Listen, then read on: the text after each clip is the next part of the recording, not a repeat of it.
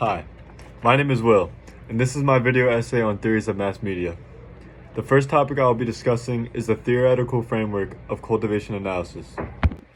Cultivation analysis is a mass media theory introduced in the 1960s that proposes that long-term exposure to television and media gradually cultivates viewers' perception of reality. This basically means that the more television you watch, the more likely you are to hold a view of reality closer to the television's depiction. Cultivation analysis is used in many different ways. It is mainly designed to examine the role of media in society. A prime example of cultivation analysis is how some people who believe that children who play violent video games are more likely to act violently than kids who do not. And when researching all the different theories of mass media, cultivation analysis stood out the most to me because simply it's a very relevant topic, and I think it affects a shocking number of people.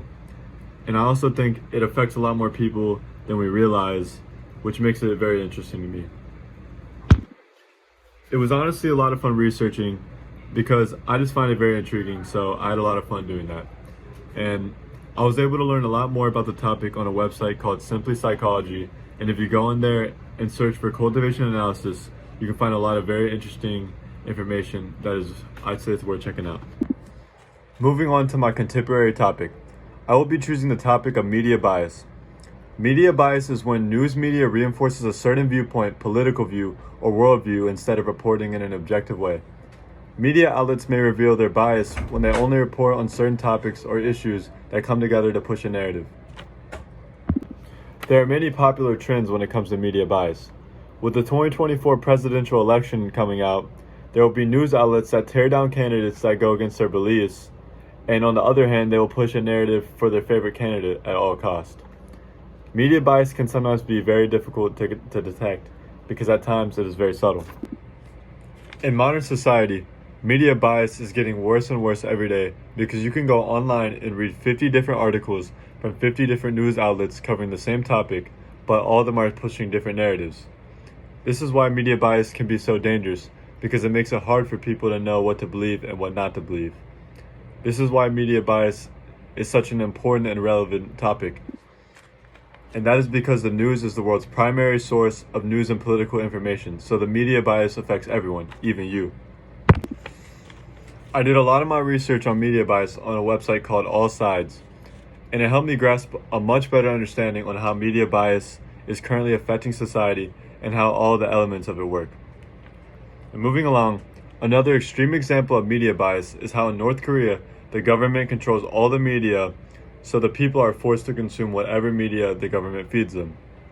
And personally myself, I'm a very big sports fan, and from my 18 years of experience of watching games and sports talk shows, it's very easy to infer that the media prefers to cover big name teams like the Los Angeles Lakers and Boston Celtics, rather than small market teams like my favorite team, the Charlotte Hornets. Alright, and now to combine the two topics. Cultivation analysis overlays very seamlessly with the topic of media bias. Essentially, they go hand in hand. Both of these topics rely heavily on the amount of media you are consuming and have very similar principles when it comes down to it. Cultivation analysis can help explain media bias very well. As I discussed, media bias is a very modern and relevant problem. And a direct correlation of the negative effects of media bias is cultivation analysis. If you are being biased by the media, and the media is causing you to view reality in a different way, then you are also experiencing the effects of cultivation analysis. Media bias fits under the umbrella of cultivation analysis perfectly. The elements are very similar. If you are consuming a news outlet that is outputting a certain bias and is changing your worldview, then that means simultaneously you are being affected by cultivation analysis and media bias. And once again, a very prime example that you can use to overlap these two ideas is how the media is in North Korea. The North Korean government controls the media, so it gives citizens the option to consume whatever the government allows it to, which is likely extremely biased towards the government's favor, and therefore leading citizens to having a skewed worldview by being cultivated into believing certain beliefs.